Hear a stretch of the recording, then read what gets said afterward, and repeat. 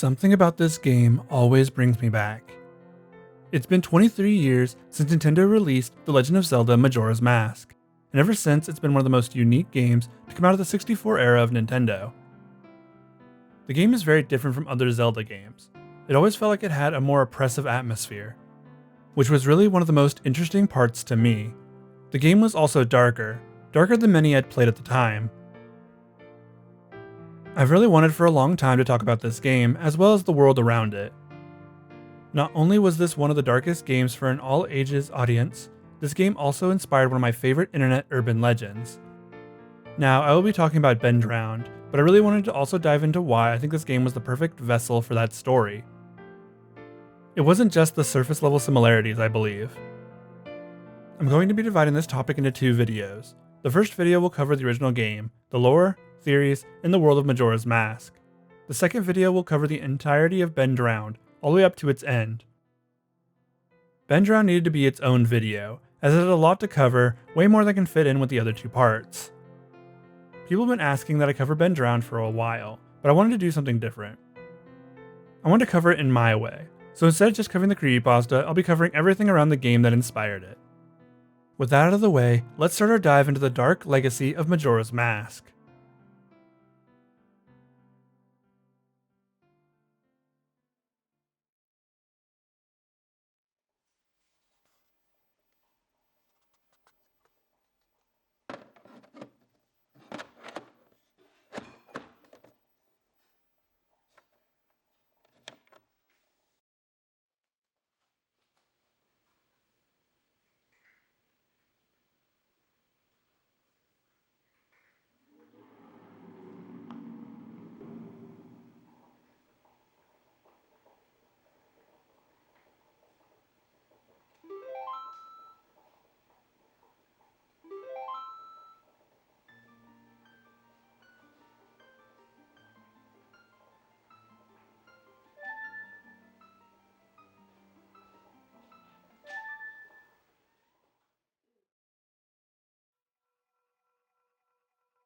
The year is 1998, and Nintendo has just dropped the most important game of my childhood, The Legend of Zelda: Ocarina of Time.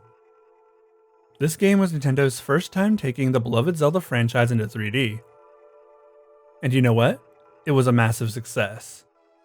Ocarina of Time is the fourth highest selling game on the Nintendo 64, falling behind Super Mario 64, Mario Kart 64, and GoldenEye 007. All of these are great games in their own right, but Ocarina of Time was different. It was the first game to really take you to a world that you could explore, one that you could get lost in.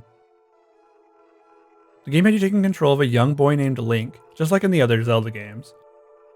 A fairy named Navi flies into Link's house and awakens him, telling him of his destiny, of the grand journey he must undergo. Link, a child, must save the kingdom and the entire world. Traveling all over the vast world of Hyrule, Link makes friends, fights foes, and conquers dungeons. Link, and thus the player, go on an epic adventure. The adventure of a lifetime, some might say. With all the tools necessary to complete the game, you head to the final dungeon, Hyrule Castle. Inside you'll have to battle Ganon and save Princess Zelda. The fight is epic and hard-won. With it all coming to an end, Link is free of his burden of the Hero of Time. And as he returns the Master Sword to the Temple of Time, Navi says her goodbyes. The journey was over. The game was complete. Nintendo had created one of the most engaging games of all time. The game has some of the highest ratings of any game to release, even to this day. The music, the world, the characters, the adventure. They were all perfect. So then, they decided to follow it up. But how do you follow up one of the greatest games of all time? Well, you clearly take the game to a far darker place. With the massive success of Ocarina of Time, Shigeru Miyamoto wanted to use the Ocarina of Time engine again to make a new game. His idea was to make a Zelda Gaiden, or a Zelda game that just rearranged the puzzles of Ocarina of Time. This was being worked on, but one member of the team wanted something more. A man named Eiji Aonuma looked at the engine and proposed making a new game, a follow-up to Ocarina. He was given the green light, and with a small team started the project. The project was given 2 years to be completed, which was insane for a new game, but this was likely the greatest strength that made the sequel just as good, if not better, than its predecessor. The game was completed in less than 2 years, and The Legend of Zelda: Majora's Mask was born.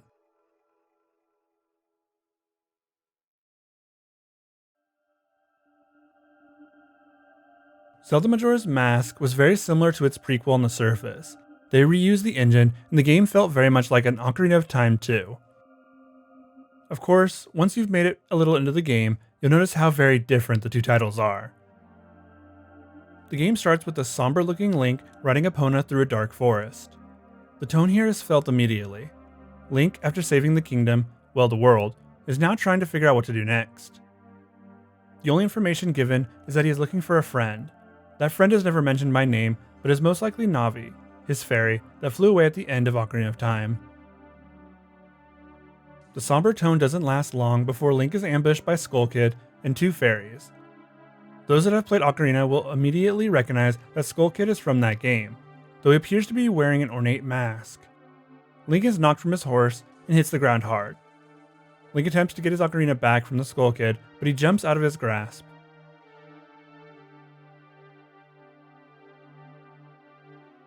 Skull Kid then runs off with his two fairies, taking Epona along for the ride. Link then gives chase. This is a complete shift of tone from the prior game. The grand adventure feeling of the opening to Ocarina is directly contrasted by the somber tone and jump into action. When Link finally catches up to Skull Kid, he finds him floating in the air. Skull Kid taunts Link for a moment. He says that he got rid of Epona, and then this scene happens.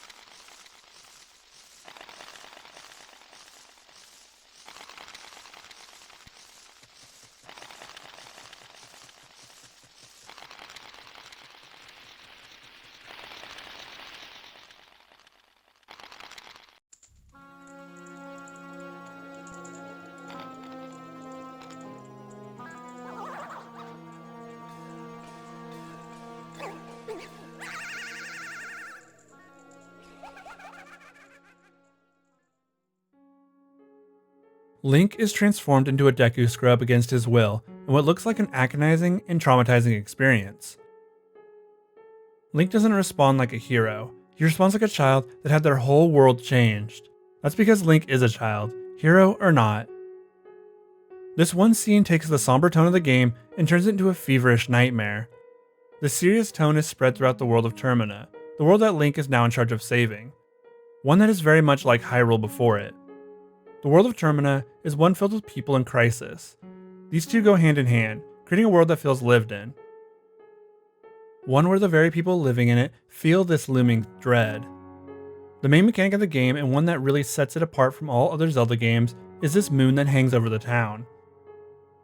This town is called Clock Town, and they are set to have the Carnival of Time on the eve of the third night. Too bad this moon will crash into the town during its festivities. The moon will take 3 days to crash into the town, wiping it from existence, and taking everyone inside the town with it. This establishes the time mechanic that permeates throughout the entire game. You have 3 days to get everything done. And if that isn't impressive, I don't know what is. The time given never feels like enough. It makes every action feel like it has to be moving you forward in some way. This gave me a feeling of extreme anxiety as a kid, and one that not many horror games have been able to duplicate. The game felt overwhelming with its premise and time cycle. This time mechanic is really the most prevalent part of the setting of the game. You couldn't have Majora's Mask without this constraint.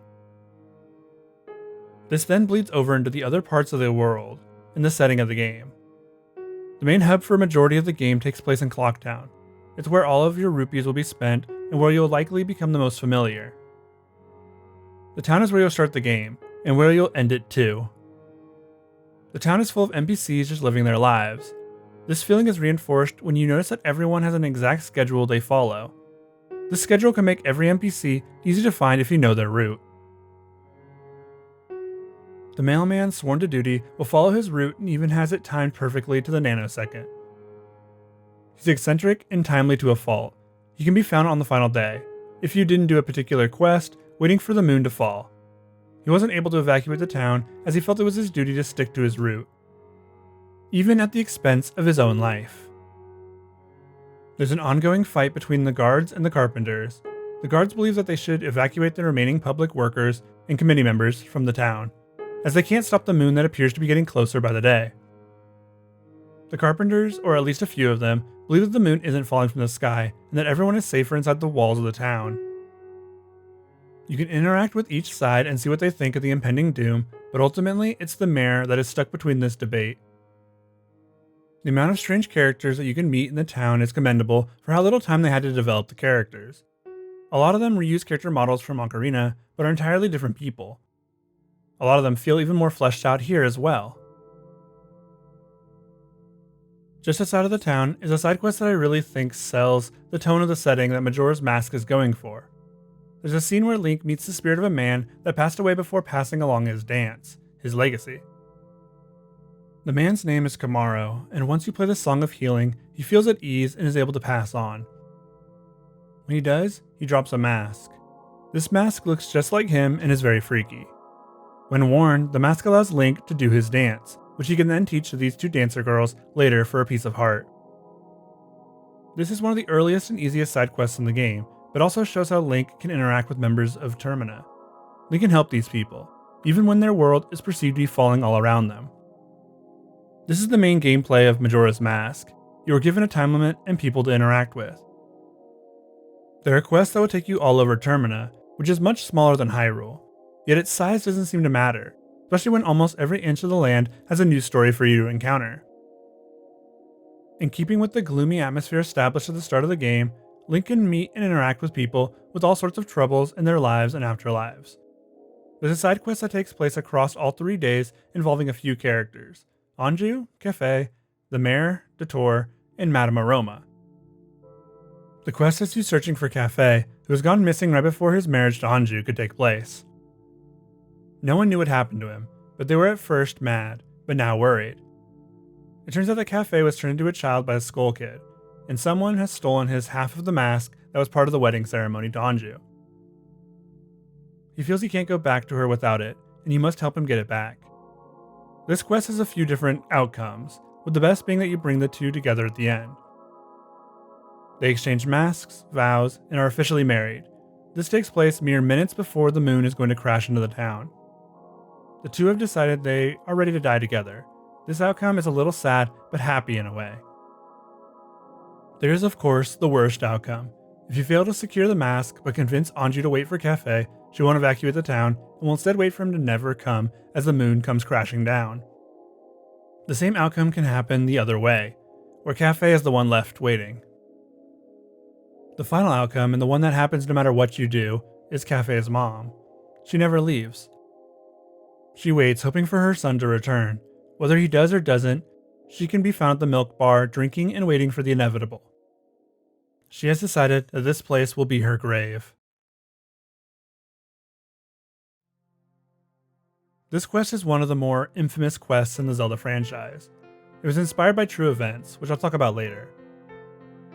It also shows the main differences between Majora's Mask and Ocarina. This world feels doomed. Instead of dancing around the dark topics, they fully embrace them. Before we leave Clocktown, there's one more character that I want to talk about. As Link makes his way out of the forest, a man stops him in the doorway. An now infamous line is uttered, and its emotional and thematical impact could not be utilized better. "You've met with a terrible fate, haven't you?" This single line of dialogue permeates through everything that happens in this game. It is felt across the fandom as well. It would become a phrase that the internet collective would know very well. The man that stands before Link is called the Happy Mask Salesman. He's a character that appeared in the prior Zelda title, but he is a bit different here. His clothes, his design, and his smile are all accentuated here. Upon his back is traveling equipment and several masks. He's a traveling merchant who sells and collects masks. He implies that he knows who Link is, coming from the same land as he did, Hyrule. The happy Mask Salesman is who gives Link his main quest: to retrieve the Ocarina of Time and to return to him the mask that was stolen, Majora's Mask. He was actually ambushed prior to the start of the game, and that mask was stolen by a Skull Kid. Now, he says the mask contains an evil spirit and he wants it back. Link can get his Ocarina back, but not the mask. He isn't strong enough yet. So he returns to the happy Mask Salesman, who teaches him the Song of Healing, which turns spirits into masks and helps them to move on. Once he realizes Link didn't get Majora back, he gets very upset and starts shaking Link. He tells Link that he is leaving in 3 days and needs that mask back before then. This also coincides with the moon that is about to crash into Clock Town. The design for the happy Mask Salesman is pretty unnerving, and he appears to know far more than he lets on about. He seems to not be affected by Link going back in time, which he does with the Song of Time that he learned from Zelda in the prior game. The Song of Healing making masks is also interesting, especially since he has so many of them. His design would be referenced many times when discussing the darker side of Majora's Mask. His face would almost become a face of an entire subgenre of internet horror, but again, that's something we'll get to later. Leaving Clocktown, Link is able to traverse teRmina Field. This is a connecting area between the major regions of teRmina. There's an area called Milk Road if Link were to head south. 2 ranches exist here, Romani Ranch and the Gorman Track. Romani Ranch is actually blocked by a giant boulder, which takes the entire 3 days to move. This boulder is believed to have been placed here by the Gorman brothers, who are a competing ranch nearby. These brothers will do anything to stop their competition. Once on Romani's ranch, you'll meet 2 new characters, Romani, named after the ranch, and Cremia, her older sister. The younger sister, Romani, immediately asks Link for help with something, if you were able to get to the ranch before the 3rd day. She says that she wants your help warding off these ghosts that are trying to steal their cows. If you accept, you must show up at the ranch in the middle of the night. Once there, these ghosts will appear and start to approach the barn. Romani is inside as a last line of defense. If a single ghost touches the barn, then this cutscene will play.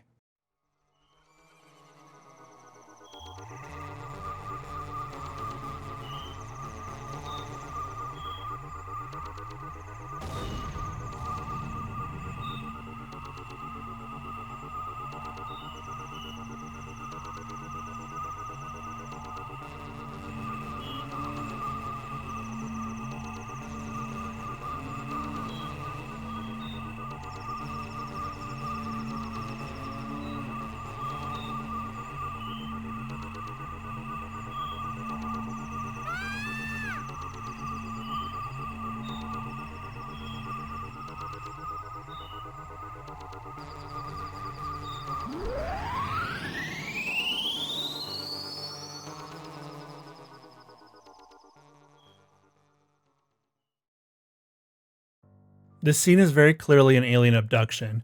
Romani is taken by the aliens along with the cows. If you come back to the ranch the next morning, you can find Romani walking around the fields in a daze. She has no memory of the night before or who you even are. Later you can find Cremia talking about how her sister went missing. When the two are reunited, she is still distraught as everything about Romani seems off. She is worried and upset because she was told by Romani that there were ghosts trying to take their cows, but she didn't listen. The regret in her body language is easily identifiable. Not only is Cremia upset about her sister, but with her cows gone as well, she can't feed her or her sister. Their livelihood was just taken away from them, and she's not sure how they will survive with no cows. She laments her worry many times to Link if you continue to talk to her. Romani shows signs of someone who has undergone a lobotomy. She has very minimal motor skills, walking and some talking. She is more quiet and not really able to remember things. Her worrying state was all caused by whatever happened to her after she was abducted. Of course, if you defend the barn, then all is well. Kind of. The moon is still a looming threat, and one that Cremia feels is bigger than most know. She can see the moon so clearly from her ranch. She offers refuge to everyone from town, but knows that they still aren't safe here. Not with the monumental size of the moon above. On the final night, Cremia offers Romani a special drink called Chateau Romani. It is clearly an alcoholic beverage, but thinks that her sister is adult enough now. With the moon getting closer, she figures why not let her sister try one adult thing since she likely won't live to become one proper. Cremia even asks for her to sleep in her bed that night, so the two can be together as their world comes to an end. The depressive atmosphere of Majora's Mask can be felt so very strongly through the people that you meet in the world. Everyone has similar worries about the moon, but no one has a solution.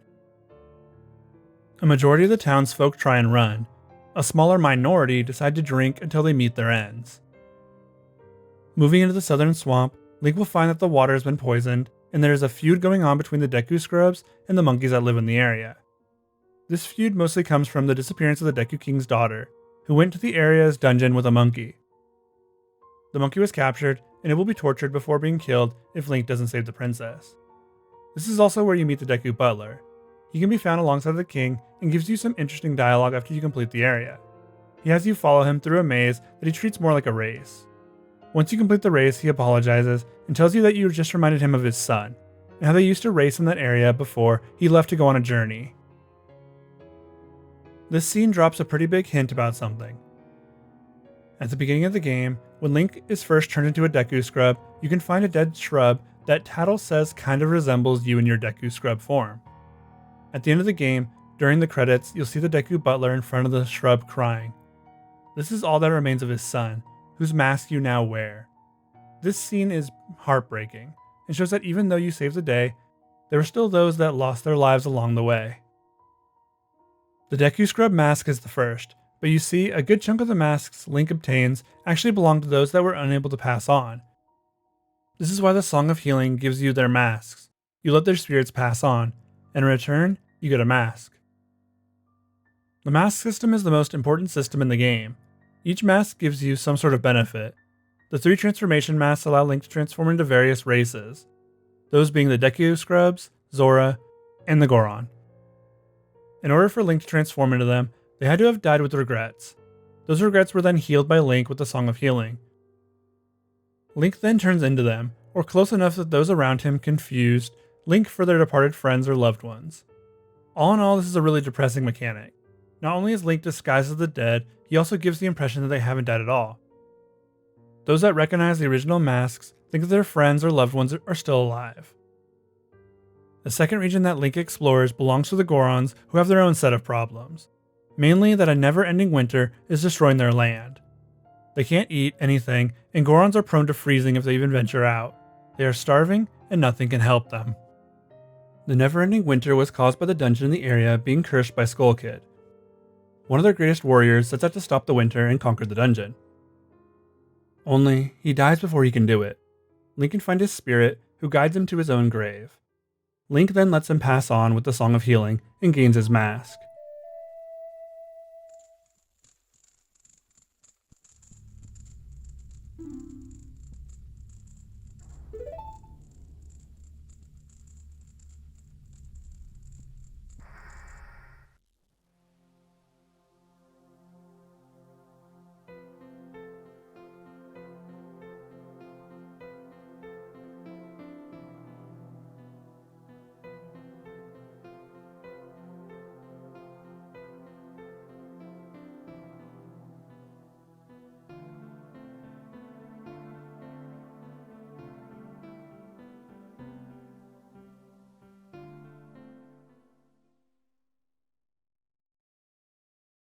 Now he can take on his form and his abilities.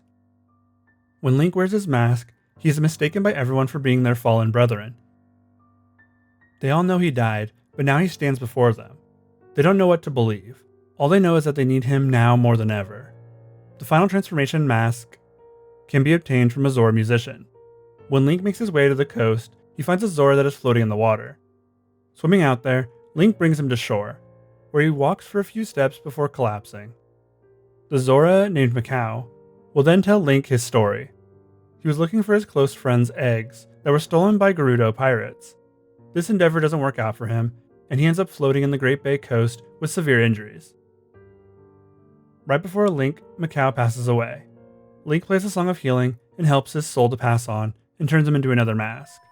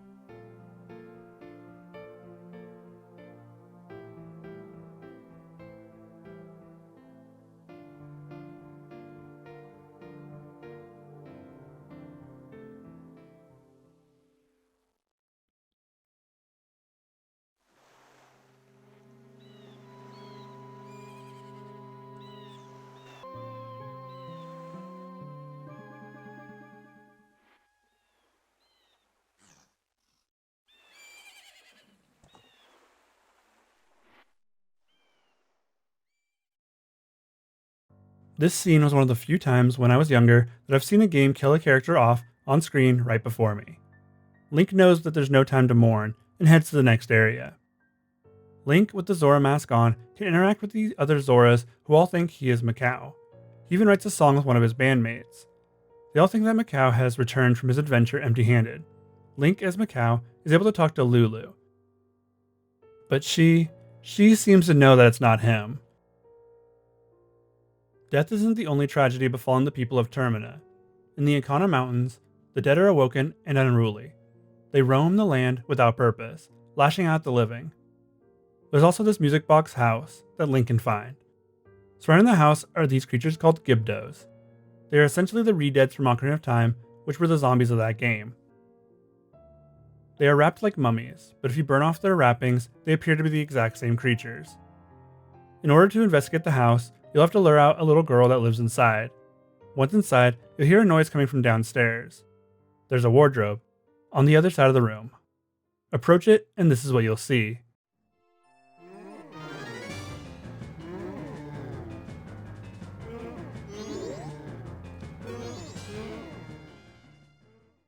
It looks to be another Gibdo, but this one has a very unique design. Getting any closer will have this little girl from before come out and tell you to leave. This is her father, and he has somehow become a Gibdo. This whole scenario is terrifying and straight out of someone's nightmares. Outside of your home are the Legion of the Undead. Inside your home is the zombified version of your own father. The little girl must be a nervous wreck, as most people would be.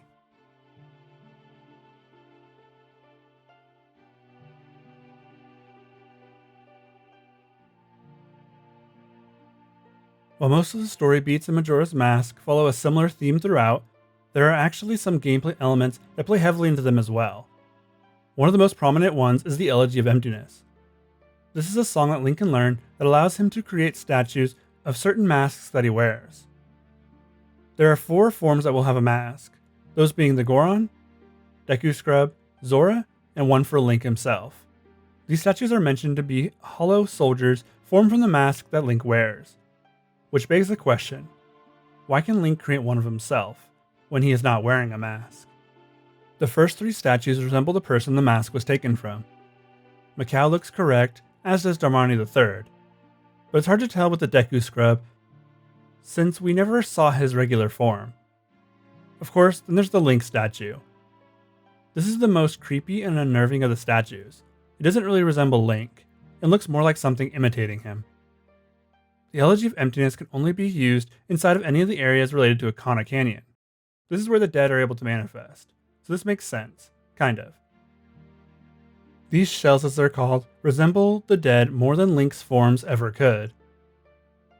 There are many other instances in the game that really drive home the darker tone of the game. There are these enemies called the Garo that wear dark cloaks and act like ninjas. Upon defeat, they give you information and then take their own lives. Probably the most intense section of the game, though, is the evening of the final day. An hour before the moon is going to crash into the town and completely destroy it. The townsfolk can be found either drinking it all away, worrying as the moon descends, or having some sort of internal struggle. The knights that guard each of the gates that take you out of the town can be seen shaking. They say that it is their duty to protect the town, but they weren't ready for this situation. How can they protect the town from a threat like this? The world starts to shake as well, as the moon approaches. The timer at the bottom of the screen turns into a countdown. The music that plays here is one that you likely haven't heard a lot. You'd have to have been in this final moment to hear it. And most would avoid that at all costs. The music in Majora's Mask does a great job at conveying tone. As the world of teRmina and its people convey emotion, so too does the music. The main theme of Majora's Mask is pretty happy, and is the first thing you'll hear upon starting over in Clocktown. The music does take a darker shift though, much like the game. It hides away its darkness under the facade that everything is actually alright, when it is really not. The Song of Time is used here a lot, as you'll use it in 3 different ways. The song itself will take you back in time, starting your timer over and over again. You can play the song in reverse to slow time a little, giving you more time that you desperately need. And finally, you can play the song by doubling the notes, which skips you ahead in time. The Song of Time is used to convey the passage of time in every medium. There's one song that is expressly thought of when people imagine the theme of Majora's Mask. That song is the Song of Healing.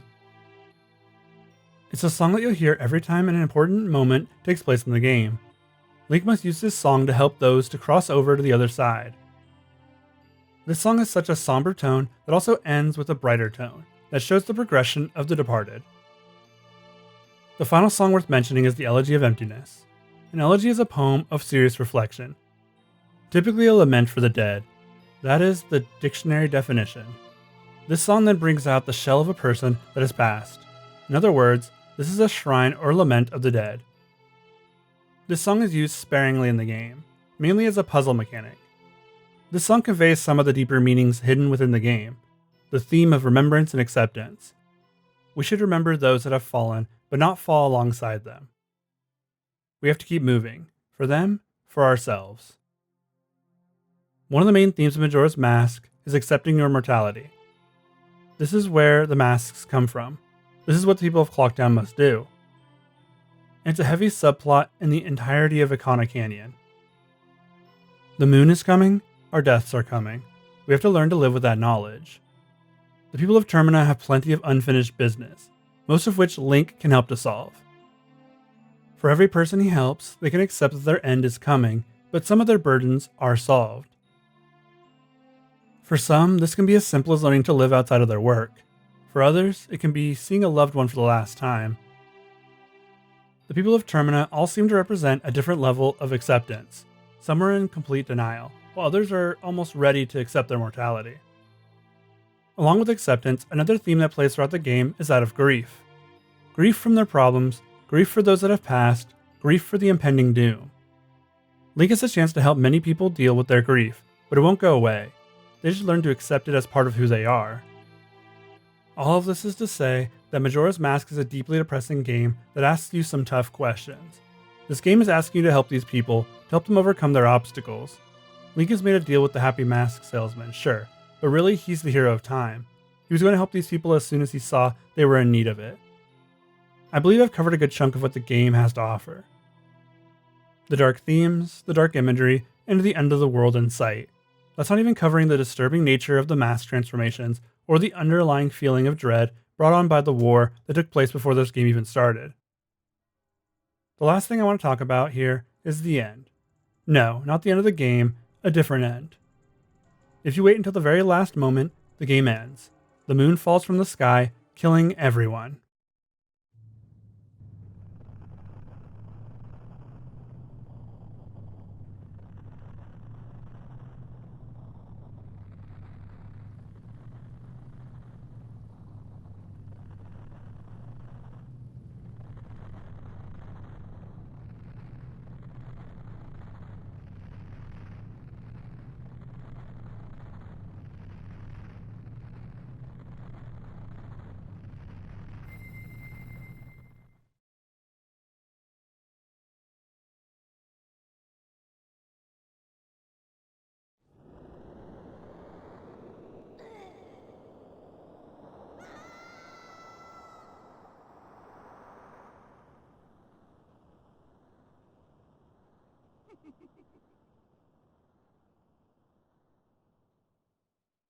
A final line of, "You've met with a terrible fate, haven't you?" The world of teRmina, all of those lives, they have met their end. And what of Link? Well, no matter where you go, his life also comes to an end. Link wasn't able to save the world this time. No one was. It was always set to happen this way. Despite his best efforts, it all comes to an end. Majora's Mask is a game that gives the players a game where the people in the world are more important than the world itself. Those that you interact with are the main story of the game. You could run through it without helping anyone, save for the important story characters, but you wouldn't really be playing Majora's Mask if you did. This is where I think we'll leave the main games portion of this video. There's still 2 more parts that we need to cover. We'll be making references back to this portion as we go, since the game is the catalyst for everything we'll be discussing.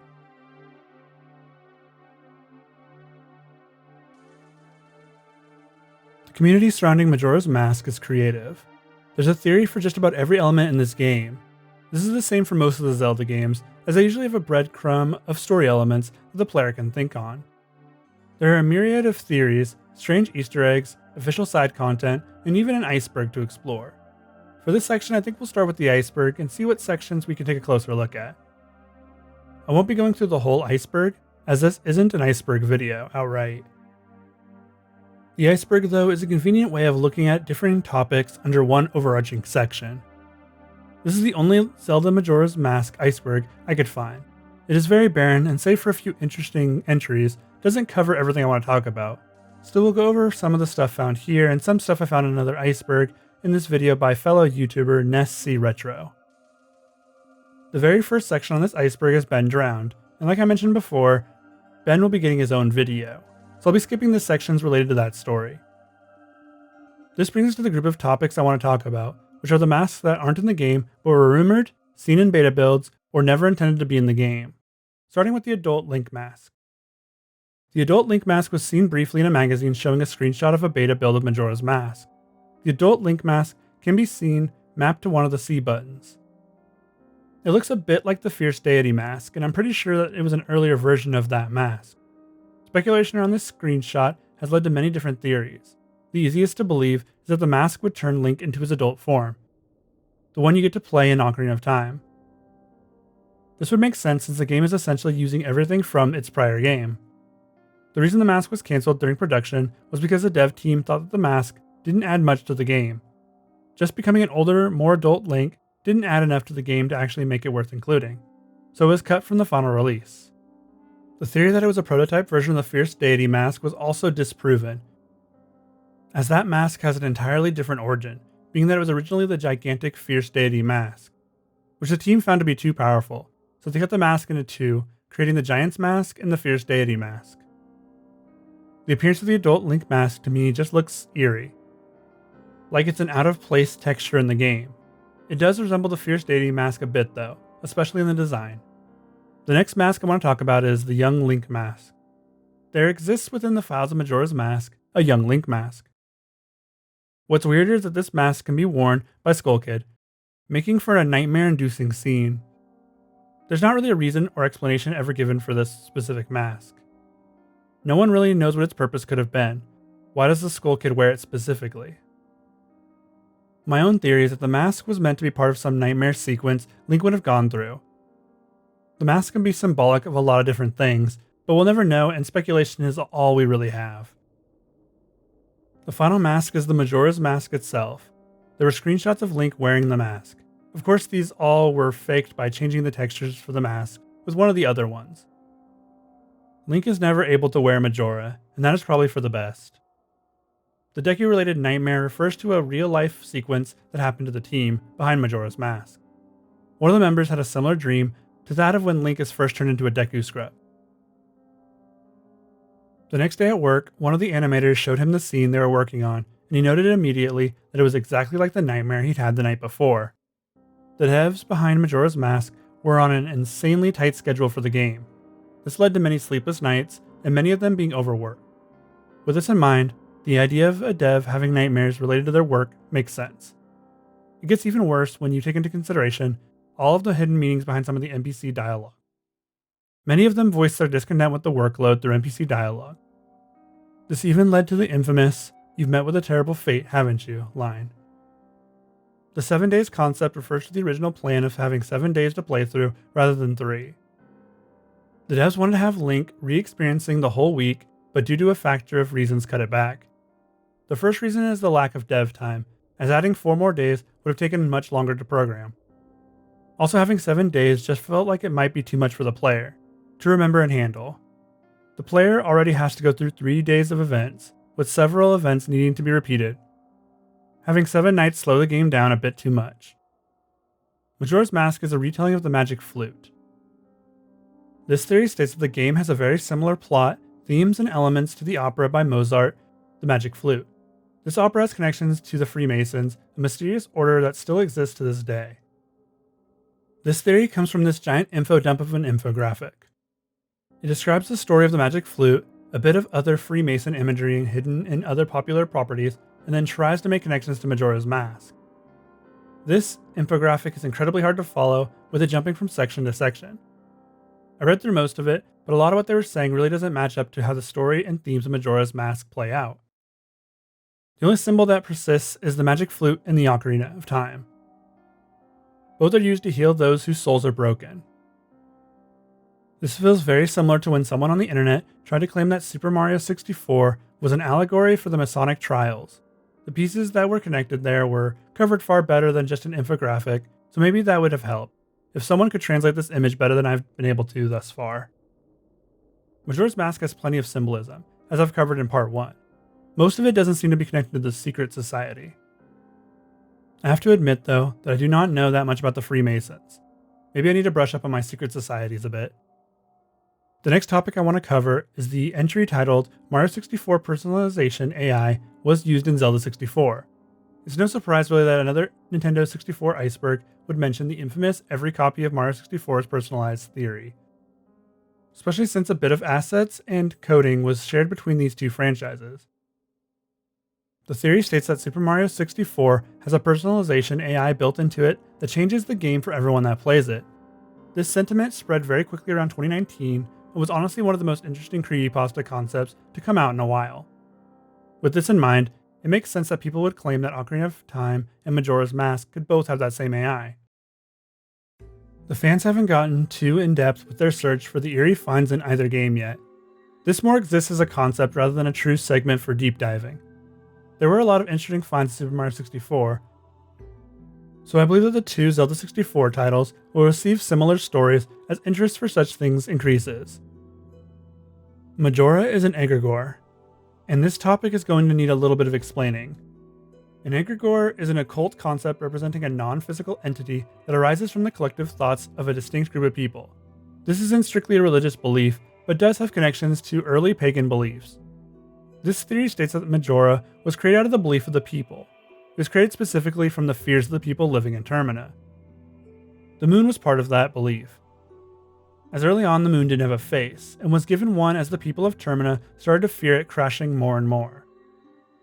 This is an interesting theory as we have conclusive evidence from the devs about the origins of the fierce deity mask. The mask was created from the hopes and dreams of the people of teRmina. The mask was essentially created from the good portions of people's will, and this is why it was a complete foil to Majora. Majora would then be created by the negative emotions coming from the people of teRmina.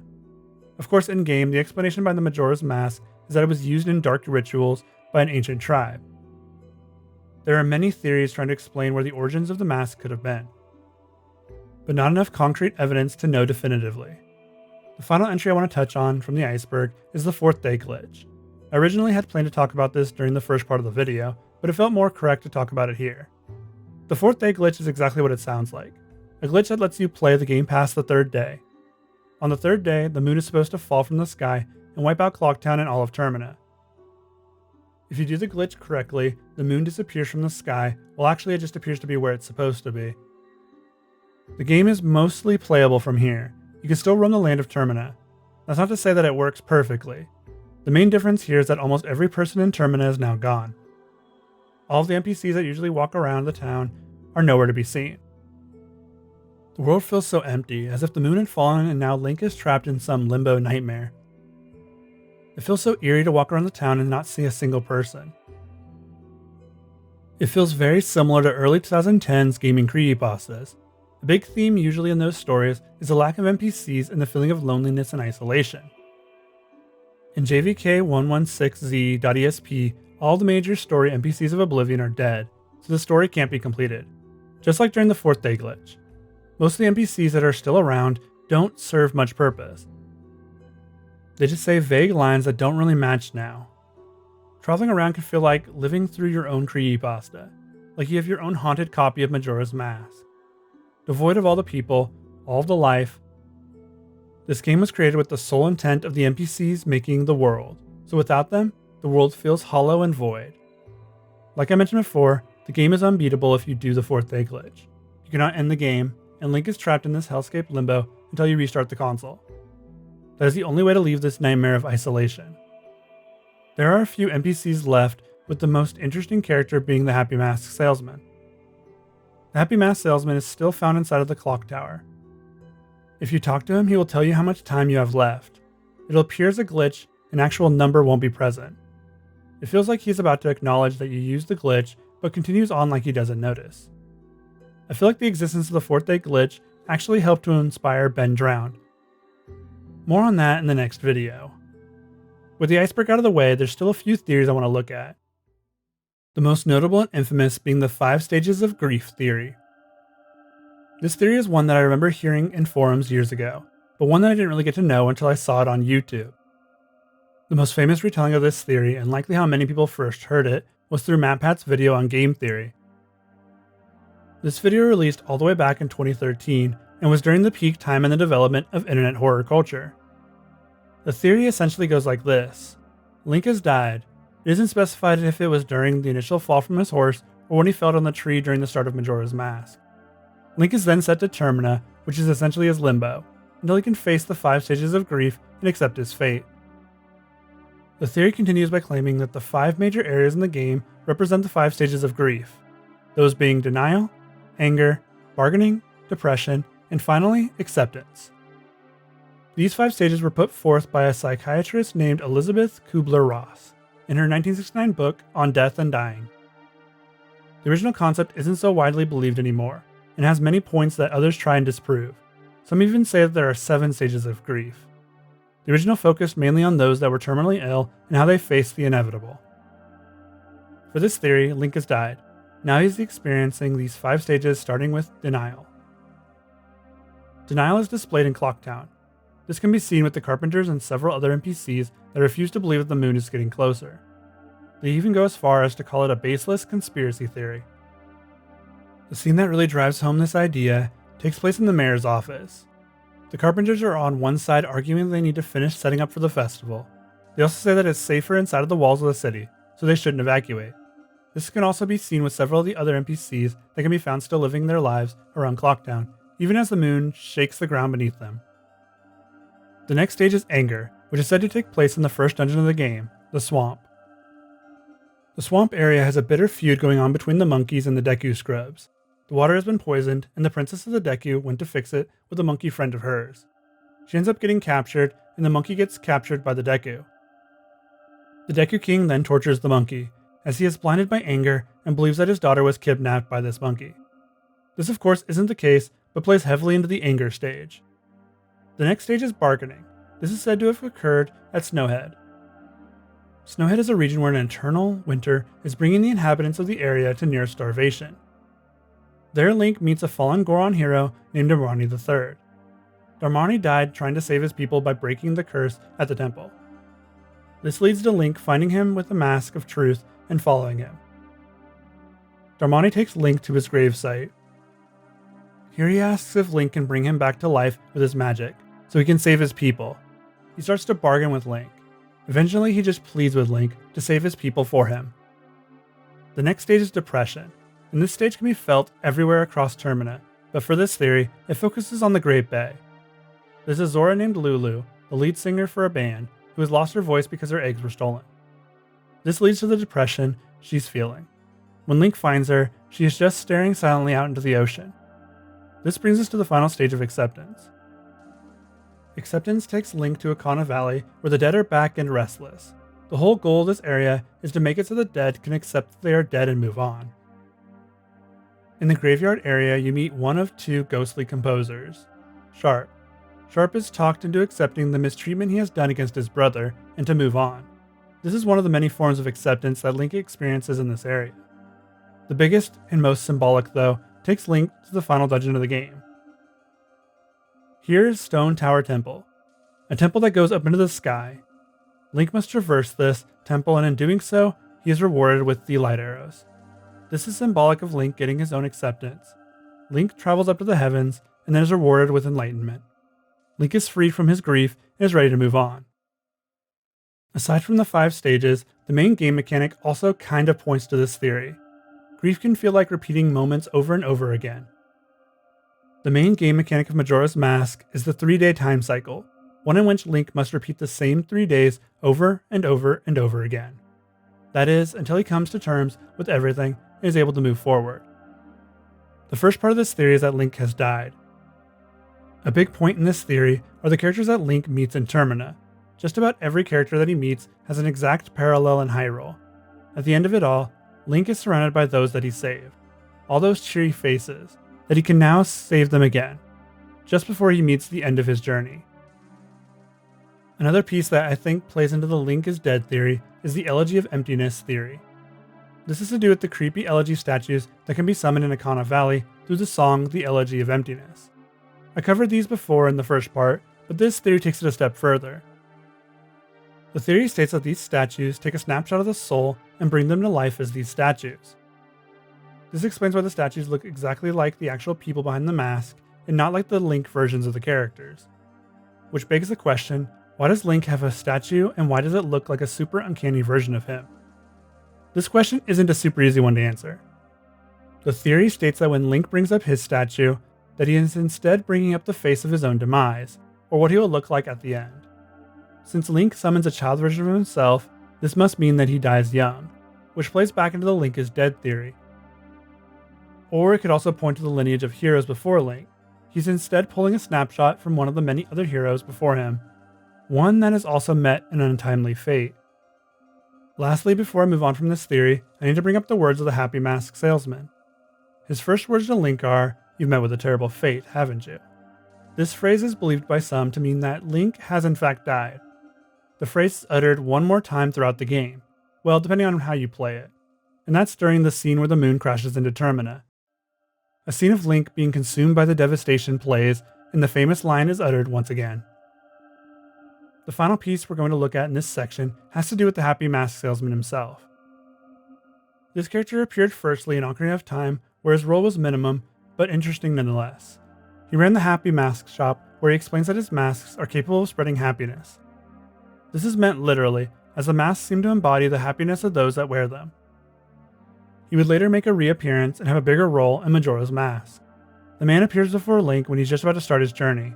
He explains that his mask was stolen by an imp, meaning the Skull Kid.